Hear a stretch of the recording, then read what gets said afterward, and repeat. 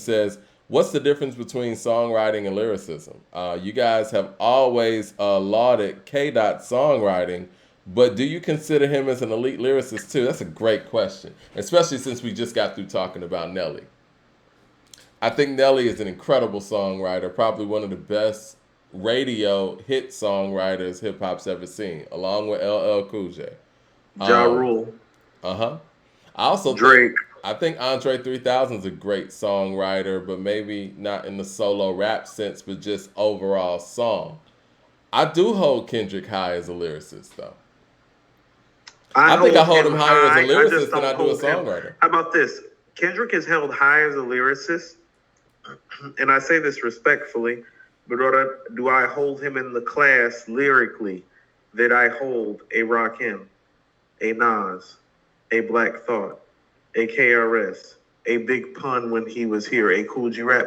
No, I do not hold him in that category. Or Jay's in that category too. I hold him in the next category. Really? There's nothing wrong with Why? being in the next category. Why exactly? Okay, so people, so people were in the chat was like, "Well, name the Nelly quotable."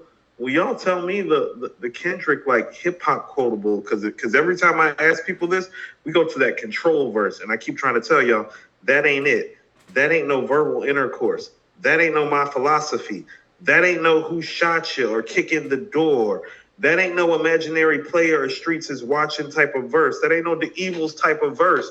Like, what are you talking about? That ain't no memory lane type of verse. That ain't no it ain't hard to tell type of verse. That's not a silent murder or take it in blood type of verse. You understand? It's not a dead president's type of verse. What kind of verse is he have that's like that? Where's the lyrics of Fury? Where's the microphone fiend? Where's the third verse to I Ain't No Joke? You see how I can just run these off at the drop of the dime? Where's even Concerto or the Desperado that Black Thought did on Philadelphia Half? Like, where are these bars? I can't wait to hear the Kendrick fans light up the Where are chat where are and these in the quotables? comment section to Where refute what you're where's his saying. rhyme? Where's his rhyme of the year, Mike? Where his undisputable rhyme of the year? Because if Control is it, go look at Jay Electronica's bar work on Control and tell me, like, Mike, since we talking about writing and we talk about the great writer he is, if you were to write Jay Electronica's verse down and write Kendrick's verse down, you know whose verse would be better? Hmm. Hmm. So, all right. The other verse is just full of like writing names down. Yes, super lyrical. Where's his Dream Shatterer by Big Pun? The first verse that comes to mind with Kendrick when you say all those things is Phil, right? His last And verse that on ain't, Phil. and that's what I think of too, and that ain't it. And that's why he's in the second tier, because that ain't it. And everything that you're saying, it makes me think and ask, think to ask, excuse me, is a lot of his lyricism kind of masked by how flashy his flow and his style is, other than just the lyrics themselves? I think when you spend so much time conceptualizing sometimes, like writing it out and writing through it, you don't feel it out and feel through it enough and let it just kind of like happen. You know? Like you can tell when MCs are having moments. You talk about feel, because feel is like a moment, and you can kind of feel where he's making it and just kind of letting it happen, like it happens. You know what I'm saying? It don't gotta be all these intricacies and nuances all the time. That's why I was rapping the verse to Take It in Blood. Mike, I mean, what's your favorite Nas record? It's sort of like the conclusion, the color purple, niggas is losing. You understand exactly what he's saying and what he means when he comes in like that. Don't we all understand? It's sort of like the conclusion, the color purple, niggas is losing. Or like when he comes in there, it's like smoking nigga like a huge brother motion picture. It's just so smooth. You know what's going on. It ain't all that. So you think that Kendrick is too technical and too constructed? A lot of the things that you criticize Eminem about, I could criticize Kendrick about. I'll leave it at that. And you know what? I agree with you 100%. I think that I could hear a lot of Eminem in Kendrick.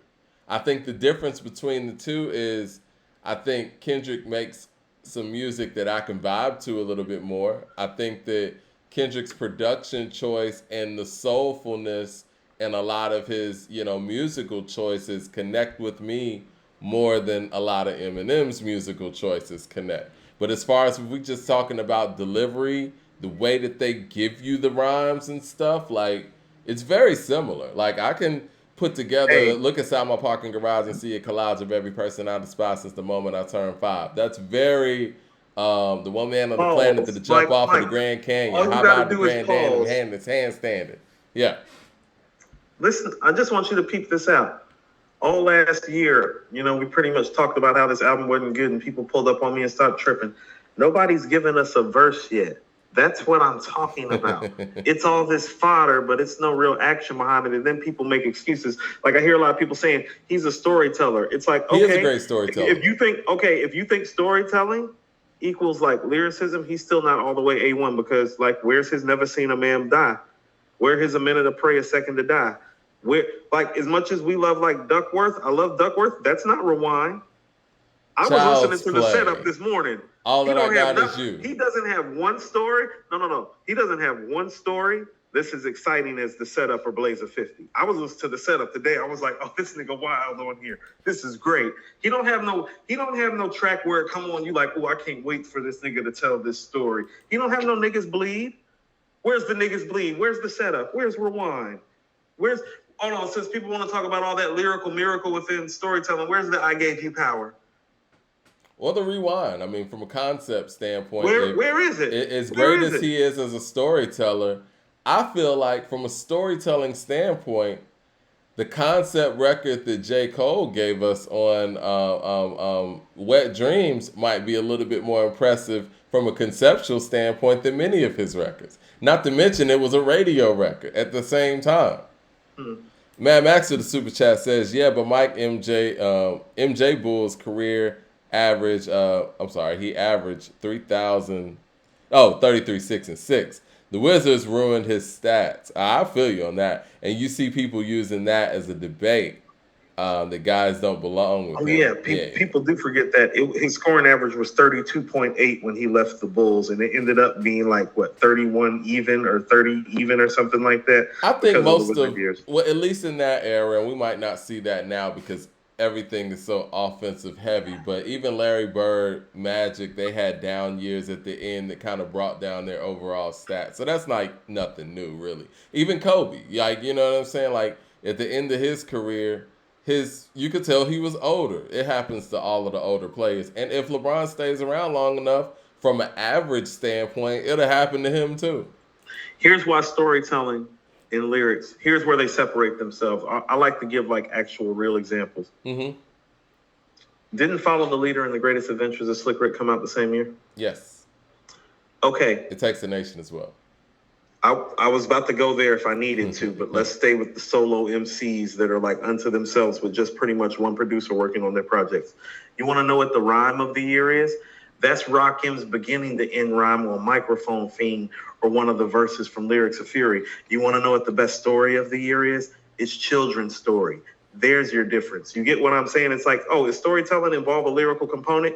Yes, but lyrically delivering, Children's Story isn't Microphone Fiend or Lyrics of Fury, and we all know this already. You get what I'm saying? So when we be like storytelling is part of lyricism and something unto itself, because you can write the greatest story ever, record it on record, and it be a big hit, and even a bigger hit than the lyrical smashes that your competition is making. And lyrically, it cannot be as precise as Microphone Fiend. Correct? And, and I'm going to be, not being disrespectful, but, Will Smith's one of the best storytelling MCs, but he might not be the most lyrical. Thank you. You know what I mean? And he told some great stories. Me and Six have been saying this since we were literally kids. The Fresh Prince, the rapper, the MC, is one of the most entertaining, innovative, creative, and best storytellers you will find on the mic. I mean, look at it. He got the whole Fresh Prince theme song. Everyone knows that story. You got Parents Just Don't Understand. You know what I'm saying? Yeah, Summertime. Yeah, you got that too. That's kind of a story, but Parents Just Don't Understand is a story. You know what I mean? Girls in the World Ain't Nothing But Trouble is a story. What's the other one after Parents Just Don't Understand? That's a story too. Yeah, the Girls in the World Ain't Nothing But Trouble. Is that what you're talking about? Nothing but trouble. Yeah. Jay Short with the super chat says, is that the one with the I Dream of Jeannie sample? Mm-hmm. Yep. Jay Short with the super chat says, not a case stepper here, but Kendrick's verse on Dope from Pusha's album was pretty great. You talking about the nostalgia verse? I think that's what he's talking about. That's pretty high. No. I'll give you nostalgia. I thought nostalgia is one of his. It's probably one of his 5 to 10 best verses to me. I'll give you that. The nostalgia appearance is really, really great. It's probably his best guest appearance. The Carlo with the super chat says, "Don't kill me, don't kill my vibe remix." He snapped on Coop. Now that's true.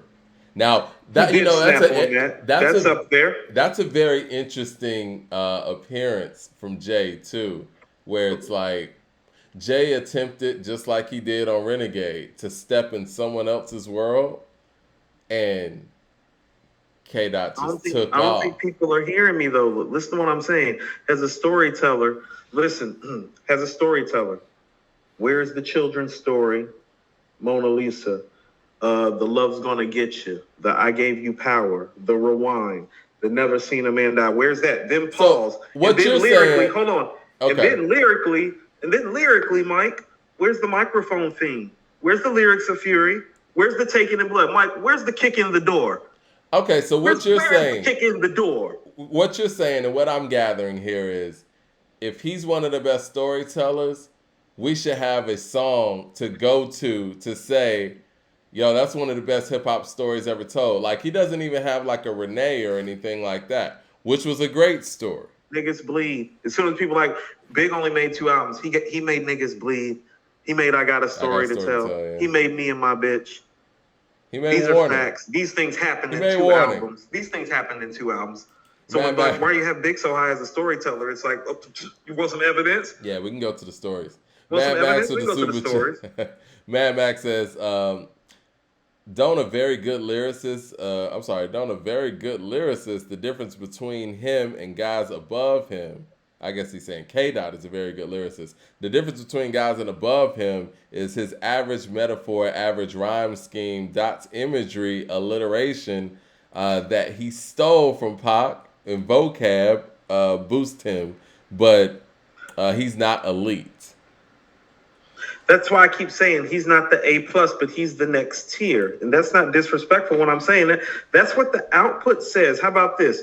As much as I love How Much a Dollar Cost, which I still think is his best story and arguably his best song, where does that rank next to Brenda's Got a Baby, Rewind, I Got a Story to Tell, Never Seen a Man Die, Children's Story, The Setup, Mona Lisa, Love's Gonna Get You? Are you listening to all these like classic Renee? Like, are you listening to all these classic stories? I'm telling you, are you going to tell me that How Much a Dollar Cost is as great as those records? Because we sure do not sing about that record like that. I'm going to ask you a question, man. Do you think that Kendrick's albums are better than him as an MC? Absolutely. I've always told Mike, the article that I wrote that was giving him top 10 credence was saying it's about the wonderful and versatile way that he makes albums and how wonderful and versatile he is as an MC. I literally said in that article, well, he's not the greatest at anything, but he's really good at everything. So when you're like, is he a great storyteller? Yes. Is he top 5? No. 10? Arguable. Is he a top 10 lyricist? No, he's not. He's not a top 10 lyricist. Never looked at him that way. I reference in the article how he can be a Biggie type of MC in terms of how he can be fully encompassing with his storytelling, delivery, lyrics, entendres, concepts, all of those things. No. He does everything at a fairly high proficient level. He's not like, Mike, if this was like an Ivy League school, and there's like 1,000 people in the class, and you're telling me that this guy is like 14th to 20th ranked in this class, and everybody's brilliant because that's how brilliant you have to be to make it to this institution.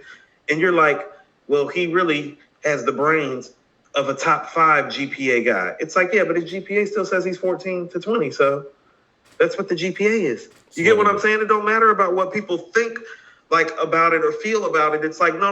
What does your output say that you perform like? You know, like, and I only say that in reference, like, I can remember being in high school when people thought, and I say this about me, people thought that I had one of the 5 best GPAs in high school because of how my mind was.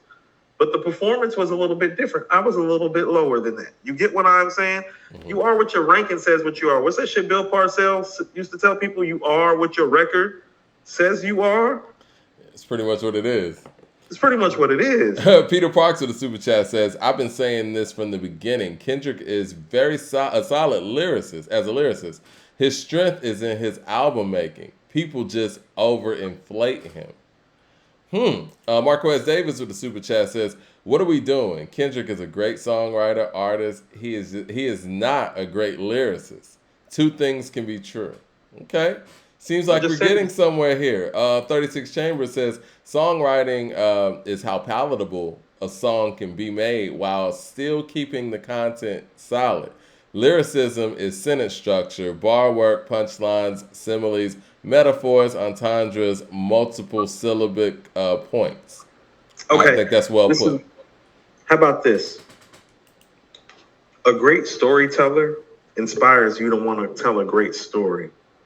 That's why I bring up stuff like, when I tell people, it's like, no, when I'm listening to I Got a Story to Tell, and I'm listening to niggas bleed, it's like, oh, no. He heard it was written. He listened to the setup. He listened to shootouts. You know, it's one of those iron sharpened iron thing. It's like, no. Love's Gonna Get You is coming out, like, literally, I think, like a year and a half after Children's Story. Like KRS is listening to Slick craft all these great stories. He's listening to Mona Lisa. You know what I mean? No, iron sharpens iron in that regard. You know what I'm saying? And it's like, and also like gives you the inspiration. It's like, nobody talks about Kendrick's great storytelling records in these regards, do they? When? When does it happen? You just made me think about something. Has anybody ever asked Nas what made him bump up his storytelling output to that level on It Was Written? Because One Love is One Love the only story on Illmatic? I think it's the only thing that you could truly classify as a story. I mean, you can kind of say the New York State of Mind is... The third verse is kind of like a break from, you know what I'm saying? Yeah. Like he kind of goes on a tangent. Or how about this? Like he steps behind the mic and has like that solo soliloquy on One Love. You know what I'm saying? Right. But you got like... then he steps back into the story. Well... Yeah. But It Was Written, it was like he took it to the next level. And it's like, It Was Written is before Life After Death. Like, what inspired Nas to really take his storytelling to new heights on It Was Written? Has anyone ever asked him that? I don't know. Maybe we should ask for an interview. Yeah, we should. 36 Chambers says, "Kendrick is the songwriter, but he's not a Nas, Rakim, KRS. He's not a Lupe or a Black Thought lyricist. Storytelling and songwriting are different." And there's no shame in that. That's what I'm saying. It's like if you're not a Lupe, a Black Thought, a Rakim lyricist, if you're not a Nas or a Scarface or a Ghostface like storyteller or writer per se of songs that people remember and consider to be classic, there's nothing wrong with that. That's the very highest level. What you find when you perform at close to and sometimes venture into that highest level is you being, valued and evaluated on those levels in comparison with those people. And we just have to give it some, fairness and appropriate distinction. It's like, if you could name it to me, like I'll tell you, it's like right now, if people love Kendrick's records like that, Mike, they could just like spit the rhymes out right now to him. Like you could, Mike, name me a Nas story. I'll start rhyming it to you right now. When you said shootouts, I was thinking like I had the whole scene in my head. Release the semi, besides the Henny, this eyes done seen plenty. Fiends get sandy, has a snorting. Get what I'm saying? Like the shootout, Mike, I already know what time it is. It's like I love that second verse, man. Second verse crazy. That's what I mean. It's a great story. You already know what I'm talking about. Marquez Davis with the super chat says, "I meant to say Kendrick is a good lyricist, not an elite lyricist." I think he's great. I just don't think he's in the top tier. That's what I'm saying. Like, but you said his strength is just in his ability to do everything. And his biggest strength is those albums and the strength of those albums. I think that's one of the things that him and Kanye have in common, too. And how about this? But Kanye has the singles where Kendrick has the better lyrical skills. You know what I mean? How about this? And this is what I mean about being an elite songmaker is like, well, do you think Kendrick is conceptually beyond Kanye? No. Do you think he makes better records than Kanye? No, I don't. Where is he exactly better than Kanye? He's a as better an MC, rapper. other than lyrically. Yeah. Other than lyrically, where is he better than Kanye? Yeah, other than everything that has to do with rapping, like flow, and I mean, That's what I mean. he's The got a better lyrical stuff. That's what I flow. mean. I don't even know if he's a better storyteller, Mike. That's what I'm saying when I say that. Like when I listen to Kanye on Roses, that's more memorable than any story I've ever heard Kendrick tell. I know it's past visiting hours, but can you please give her these flowers? I The mean, doctor even say his her heart story can't take on the anesthesia. Might send her body into a seizure.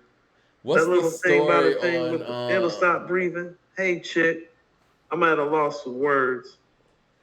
Still Dreaming, where he Yeah. was like, he woke up at 6:30 and a 7:45 as he waited shorty high. She knows you pulling the, yeah, she laughs, you pull the thing out. Dang, it was like, how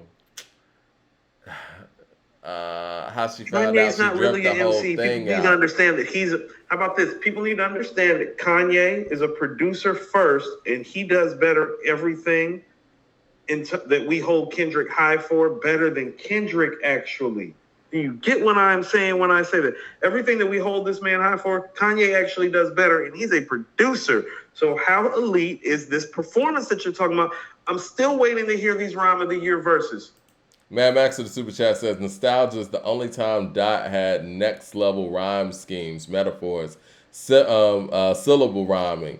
That's why I say Cole is a better lyricist because he does that better and is a notch below Dot or at equal at imagery and vocabulary storytelling. I That's what think I mean. their How about this? Can storytelling I could tell you be something? arguable. Yeah. Can I tell you something? I thought if you want to talk, remember J. Cole's verse on Pray? Mm-hmm.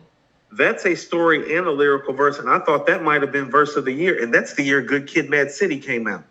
I think J. Cole's verse on Pray might be better than every verse, like if you just lining it up, because that's a story, that's lyrical. No, Cole's verse on Pray is what I'm talking about. I want to ask a question since you want to go there. Does Kendrick have a better verse on Mr. Morale than Cole has on Benny's joint on Johnny P's Caddy? Is Johnny P's Caddy verse from Cole better than every verse on Mr. Morale? It's better than every verse on a few of Kendrick's projects. Okay, I want to ask the people that. Mo Better Code with the super chat. We're just talking about a verse. If we just talk about one verse. Just talking about a verse. I mean, we do that with 3,000 all the time. Why can't we do... Not a song, not a concept, just one verse? Yeah. I mean, like I said, we do that with 3,000 all the time. There are some verses on Damn that are better than the Johnny P's Caddy verse, but not on the other albums like that. Okay. Mo Better Code with the super chat says K-Dot's best lyrical performances are on To Pimp a Butterfly. Problem with that is it's just like what y'all said. It's a beautiful album most people don't go back to. It's not that beautiful if we don't go back to it. What It Takes a Nation of Millions is beautiful. You want to know why? Because, Mike, when you played it on Patreon, on our Patreon show, I felt like I was being pimp slapped and backhanded every time you played a record. Every time you played a record, I was like, oh my God, this record is so great. I'm in so much trouble right now. I felt like that when you were playing stuff from the Purple Tape, man. I'm like... Very much comparable album. It's like, yes, this is next level shit. That's why when you said the Wu-Tang thing in Dungeon Family, I wasn't being funny, Mike. It's like, well, I have 2 of the 10 greatest rap albums sitting right here, so I can just pull 20 songs from those 2 albums. You're done. You played about 7 songs that were just from 36 Chambers, and it was next level. This is 1993 stuff. It's next level. Yeah. Hassan Sykes with the super chat says Nightmare on Elm Street by Fresh Prince. Yes, that's a great story too. Yeah, he's a great storyteller. JY with the super chat says he said my age act like Sing About Me is a #1 story. He said guys my age act like Sing About Me is a #1 story. Where do you think Sing About Me actually ranks when it comes to putting that up against some of the great stories ever in hip hop? Well, I thought you meant in his catalog. No, like if you matched it up against Biggie's storytelling catalog. since he only has 2 albums. I mean, you could say it's better than Me and My Bitch, but this is what I mean. Is it better than Warner? Oh, hell no. But this is what I mean. Does he have any moments that's what I'm talking about. I'm just going to say this in a nice way. Niggas have to want to sing your shit, Mike. Well, that adds to your songwriting ability. With the rock just as long as me. Toting guns just as long as me. The bitch belongs with me. Any plans with another bitch, my bitch will spoil it. One day she used my toothbrush to clean the toilet. Throwing my clothes out the windows. Mike, how it go? So when the wind blows, I see my polos and Timbos. Hide my car keys so I can't leave.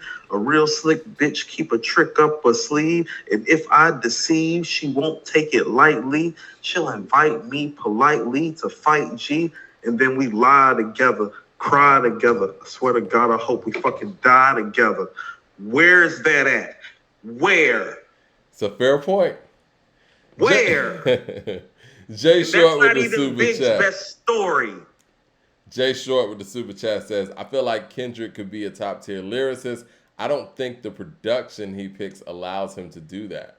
You think that's a production handicap? I think his production's actually pretty good.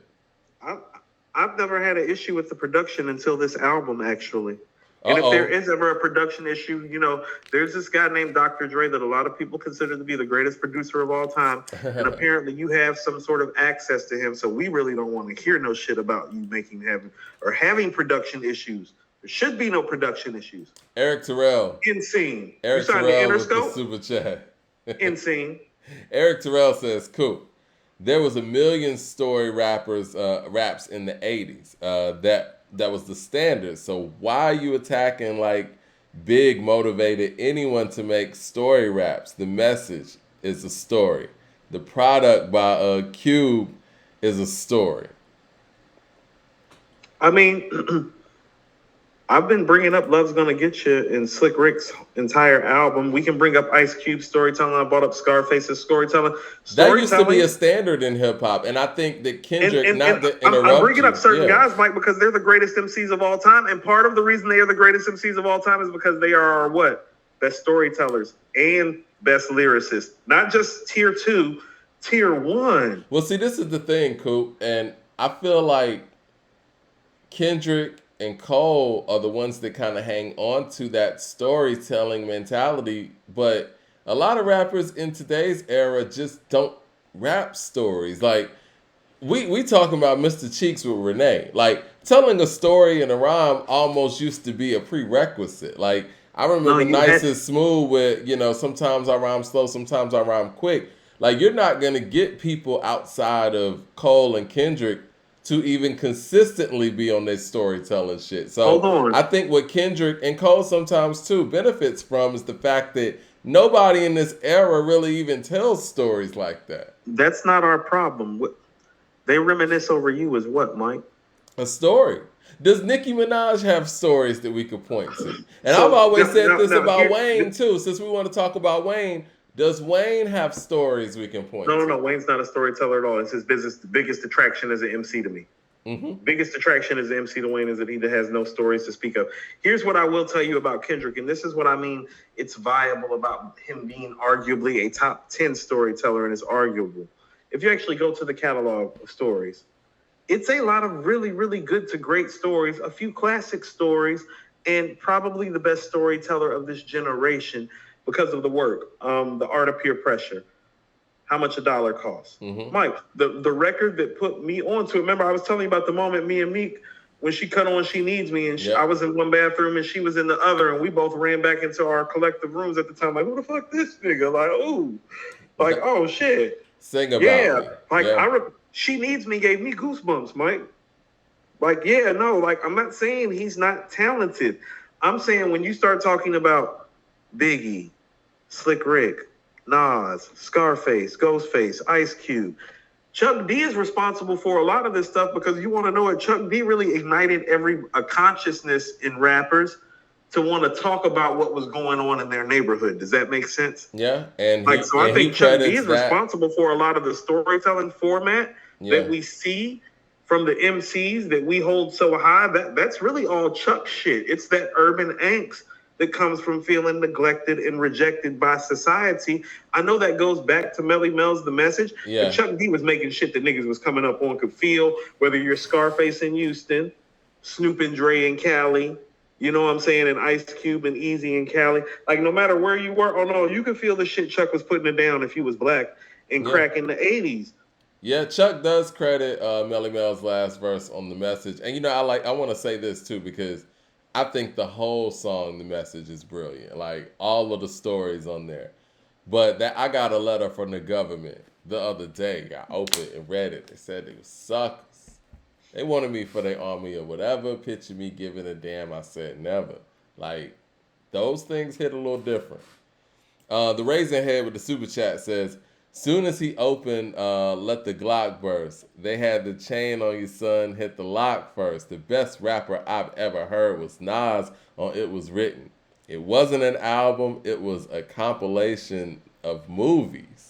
See, I actually thought It Was Written was very much inspired by the Purple Tape from the cinematic feel to it. Because think about it, he's around for the Purple Tape. He's on the Purple Tape. He's literally the only person outside of Wu-Tang that's on the Purple Tape. He sounds like them. Don't tell me that he got on Verbal Intercourse and he didn't hear those other records, Mike. He sounds like them on It Was Written to me. But he sounds like, you know, he's not. He sounds like a better version of them, which is not a disrespect, but you know what I mean. No, that goes back to the iron. So let me say something. Part of what makes Into the Wu-Tang so special, and I realize it, is that you don't realize that in 1993, Wu-Tang is changing the way everybody's rhyming on the spot. Yeah. It's never been done before. Like, these bars, these schemes, these patterns, like, you've never seen it stack up or line up like this. And so what really happens in like 95 and 96 with the Wu projects and the Nas projects is that they're sharpening each other's steel. Same thing with Prodigy. Part of why Prodigy sounds so good, well, Prodigy's rapping with Raekwon and Nas and Ghostface. Yeah. You can't, what you gonna do? You better come to work. You better come to work. What's that shit Michael Jordan said in the elevator about bringing A game? No. You better bring the A+ game. Yeah. Like the A+ game. You have to rhyme with Nas and Raekwon in 94, 95, 96. Yeah, Prodigy. And Prodigy, I think, is the youngest one out of all of them around that time. You better sound good. Yeah. You do not want to get faded on these records. These niggas is coming up with new styles. You're going to get faded even if you come with a great verse. So you don't want to come with no bullshit verse and get super faded. Like, you won't even exist. Niggas will skip your shit. Ray's telling a story on Nighttime Vultures, but he can't fade Prodigy, even with the story. And Ray's a great storyteller, too. He is. 36 Spot Rushers, Chambers. Knowledge God. 36 Chambers with the super chat says, story is a word we throw around in hip-hop loosely. Story is what is relatable to a target audience. I know dudes who relate to K-Dot more than Big and who would place him higher due to generational gaps, to a generation gap. Well, I mean, again, we both can be right, we both can be wrong, but when you put those two songs stacked up against each other and ask a neutral party what's the better record, what do you think the answer would be? See, here's the problem people keep running into with Biggie and his catalog. They're like, oh, well, he didn't do enough. It's like, okay, that's fine, because that's actually factual when you say that. Show me the hits that such and such made that were better. It's like, oh, pause. Well, show me the street records that were better. Hold up, wait, pause. Show me the guest appearances that were better. Hold up, wait, pause. Show me the stories that were better. Hold up, wait, pause. Show me the concepts that were better. Hold up, wait. You get what I'm saying? I would challenge. Only people ahead of him are the people that are comparable to him, that have exceeded the work. If you're not comparable to him, you don't deserve to be ahead of him. You don't have a you're nobody till somebody kills you in the 10 crack commandments. You go over there. I would challenge anyone to a 20-song versus with me having Biggie. Pick anybody you want. And if you start picking people now, you're going to start picking the greatest of all time. You better pick Tupac or That's Snoop. what I'm saying. You're going to start picking those people. But anybody else outside of that circle of the Nas, J's, Pac, you know what I'm saying, Snoop, maybe, to a certain degree. No, everybody's in trouble. But you're not going to go out there and pick guys that you think did 10 albums or whatever, because his 2 album output doesn't even matter in the grand scheme of things. He did so much with these 2 albums. Everybody's in trouble. Um, I pick Snoop or Tupac. Yeah, Snoop's definitely the pick. Just You Run with the super chat says, it's unfair. Cole's verse is better than anyone's verse this year. It was the best verse Cole ever said. Is it unfair if you had 5 years to write an album and you're the greatest lyricist of your time? I don't know. Jay Short with the super chat says, do you think the fact that a lot of rappers didn't grow up in the street environment of the 80s and the 90s has hurt storytelling? Cole and Kendrick probably have experiences to write a Gimme the Loot. That's interesting because I was just listening to Chris Cross's Young, Rich, and Dangerous. It's celebrating an anniversary. That album's dope. It is so is dope, the production on it. Very dope album. One of my favorite Jermaine Dupri beats is on there, and it's the beat that DJ Screw took for you know what I'm saying, his epic opus. It's that Niggas in the Street Ain't Right song. And right. And it's Tonight's the Night. The beat that Tonight's the Night. That's heavy. But the Niggas in the Street Ain't Right record is a storytelling record from Chris Cross. I mean, they did that with I Missed the Bus and stuff like that. But this is a street record from Chris Cross. Now, side note, and for anybody who's listening right now, and I don't want to get in trouble about this, but I have a theory. This Chris Terry guy that they're saying is Chris Terry on the Young, Rich, and Dangerous album, it's T.I. I'm sorry. It has to be T.I. He raps like T.I. He sounds like T.I. His flow is like T.I. His whole persona is like T.I. I have a theory that T.I. was supposed to be the third member of Chris Cross. Whatever happened, I don't know. But this Chris Terry guy that no one seems to know, I believe is T.I. But anyway, sounds like T.I. actually wrote that Niggas in the Street Ain't Right song too. But storytelling was important for everybody at that standpoint. And I agree. I think you need those kind of experiences that I feel like T.I. probably had to be able to write a song like that.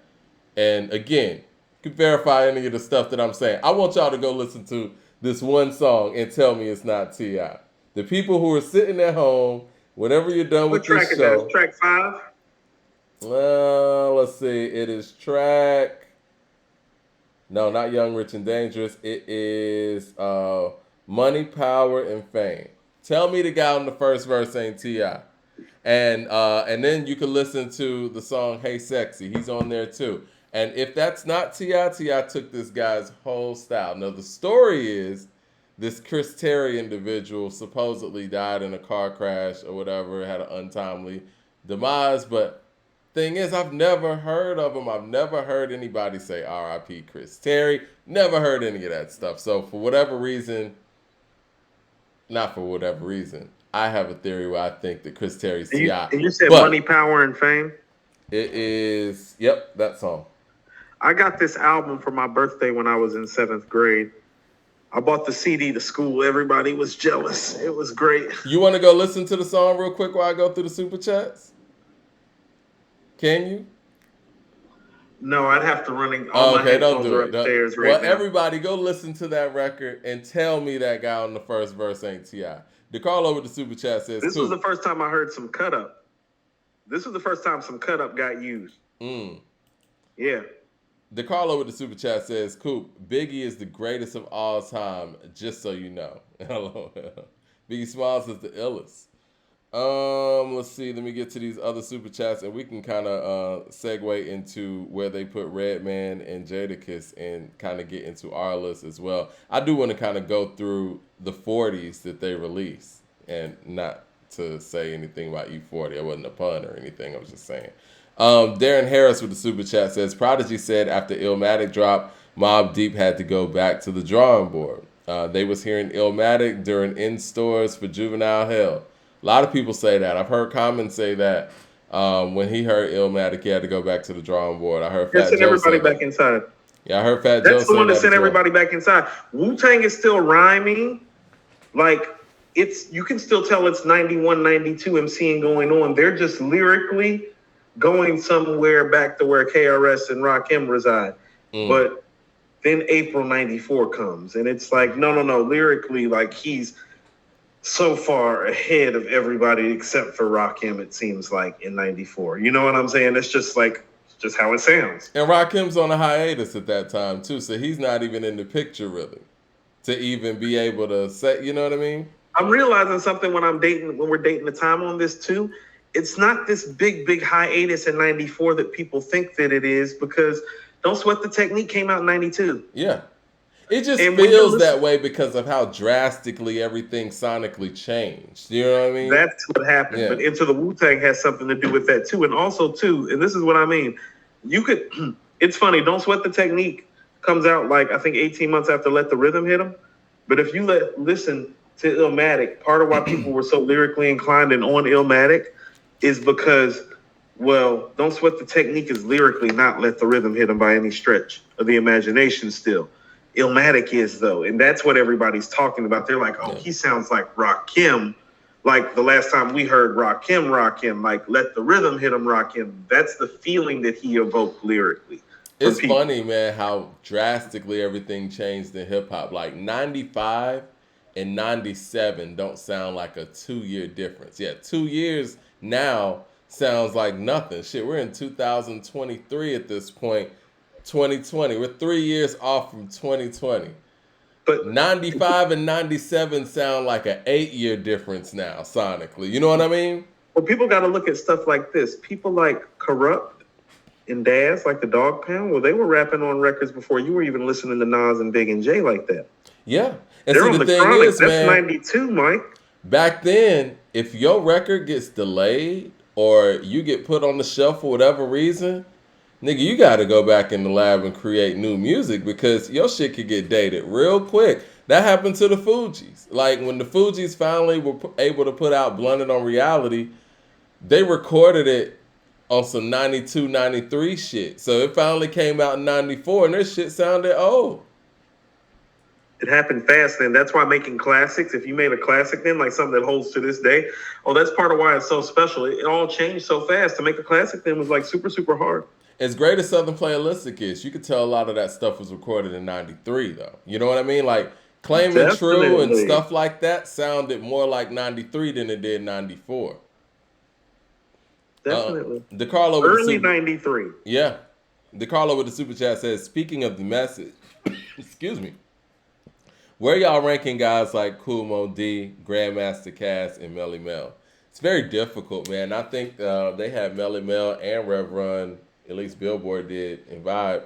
They had them at the top part of the top 50. It's very difficult because of the limited amount of material in relation to their peers, but their groundbreaking, steps and, the ground that they broke for hip hop, it's immeasurable. You know what I'm saying? Like, it's very tough to really do apples to apples with them. I don't know if the pioneers need to be a whole separate list or something. Get out my head. I was actually thinking we probably need to do a top 10 or 20 pioneers list. Yeah. To kind of help that. But what I would say is that once again, the people are going to have to help us with that, Mike. Yeah. Like, definitely. Give me 2 seconds. I'll be right back. Yeah, go ahead. I'm going to finish up these super chats real quick. Mo Better with the super chat says, what about T.I. as a storyteller? I think T.I. is a dope storyteller. And that's why I've always felt like as an all-around MC, I was more impressed with T.I. than Wayne as an all-around MC. But I just think that the work that Wayne has put in is just kind of undeniable. And the steps and levels that he's, reached is just undeniable. But if you want to talk about the most rounded MC, especially in this region, and Coop said this on the show before, thinks that T.I. is the most rounded MC the South has ever seen. And I can see that. Michael Williams with the super chat says, who do you have rated higher on your all-time list, Thought or Lupe? Whose discography is stronger? Man, that's tough. I personally say Thought because of the work with the Roots. But, I mean, that could go either way because I think as a solo artist, clearly, Lupe's catalog is stronger. Eric Terrell, the super chat says, do you really think that you can go in a sports bar and the Atlanta with those big songs and wreck shop in 2023? I can get Kendrick and crush y'all Wow. I'm up for the challenge, Eric Terrell. Are you in Atlanta, Eric Terrell? We could do that. He said we can go in a sports bar in Atlanta and rec shop with Biggie's records versus Kendrick's records. I'm down to meet that challenge. Because I don't know what Kendrick records you talking about playing, but when I play More Money, More Problems, like what are you gonna play? Or when I play Juicy, what you gonna play? I've been trying to pull up on my folks actually about this sports bar down on the south side that my people is at to try to work out something for us to record and start doing our Friday shows maybe once a month out of, Mike. That'd be dope. So if Eric Terrell is serious, I'll do some reaching out this weekend and try to put that together. I did some reaching out, but it's been family time for a couple people because it's the New Year and holidays. And I understand that. But Eric, you do understand I will embarrass you in public. Embarrass you in public. You'll have to go home after this. You have to go home and talk to your family after this about this. I can't. I always feel bad, like for the fighter 42. who loses and has like his wife and like his kids in the audience. It's like, no, fam. It's like, go tell her to go shopping. It's not a real fight. It's a sport. Now, if you get in a real fight and that happens, yeah, that's a bad look. I wouldn't do it if I was there. I just wouldn't. I mean, Kendrick against Biggie? Yeah. In the club? No. You might have a better chance. We could go in the bodega, he would lose. You have a better chance in a classroom with Kendrick versus Biggie. No, he wouldn't. We can go to the Lyricist Lounge. We can go to the Love Jones Lounge. You might want to go to Apache Cafe with that, with the incense. We can Apache it. We can snap. I don't care where you do it. We can do it with green eggs and ham. Like,